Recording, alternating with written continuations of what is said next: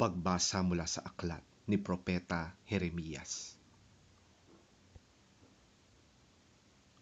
Magbalik kayo sa akin, kayong mga taksil na anak, sapagkat ako ang inyong Panginoon. Sabi pa ni Yahweh, kukuha ako sa inyo ng isa sa bawat bayan at dalawa sa bawat angkan, at ibabalik ko kayo sa bundok ng Siyon. Bibigyan ko kayo ng mga pinunong sumusunod sa akin, at pamamahalaan nila kayo ng buong katalinuhan at pagkaunawa. At kung dumami na kayo sa lupaing yon, hindi na pag-uusapan ng mga tao ang tungkol sa kaban ng tipan ni Yahweh.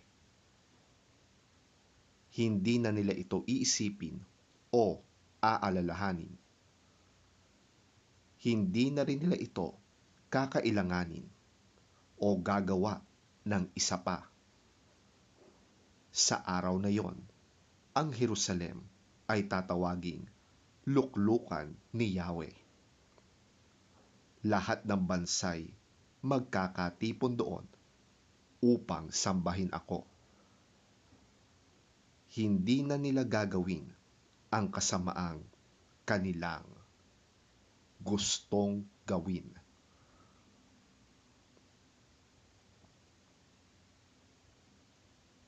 Ang salita ng Diyos. Salamat sa Diyos.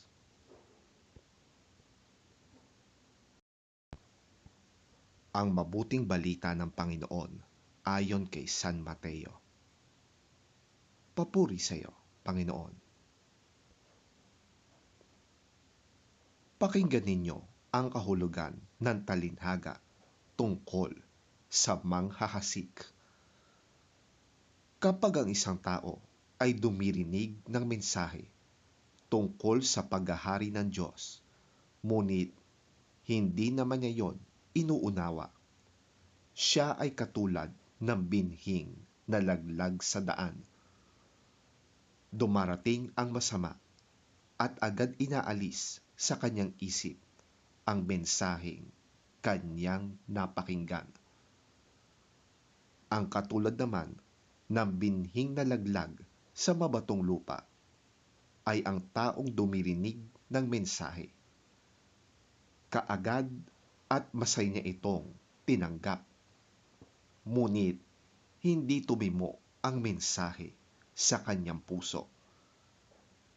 Sandali lamang itong nanatili, at pagdating ng makapighatian at pagsubok dahil sa mensahe, agad siyang tumatalikod sa kanyang pananampalataya. Ang binhi namang nahulog sa may damuhang matinik na halaman ay naglalarawan ng mga taong dumirinig na mensahe, ngunit dahil sa pagkabalisa sa maraming mga bagay at pagkahumaling sa kayamanan, ang mensahe ay nawalan ng puwang sa kanilang puso, at ito ay hindi nagkaroon ng bunga sa taong yon. At ang katulad naman ng binhing napahasik sa matabang lupa ay ang mga taong dumirinig at umuunawang mabuti sa mensahe, kaya't ito ay namumunga ng sagana. May tig 100, may tig 60, at may tig 30.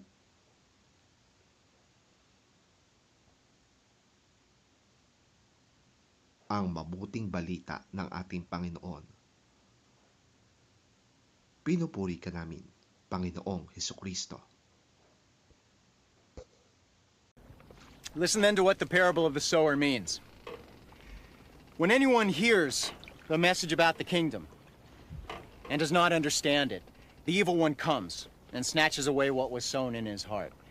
This is the seed sown along the path. The one who received the seed that fell on rocky places is the man who hears the word and at once receives it with joy. But since he has no root, he lasts only a short time. When trouble or persecution comes because of the word, he quickly falls away. The one who received the seed that fell among the thorns is the man who hears the word. But the worries of this life and the deceitfulness of wealth choke it, making it unfruitful.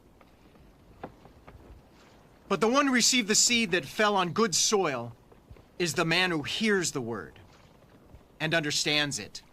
He produces a crop, yielding 100, 60, or 30 times what was sown.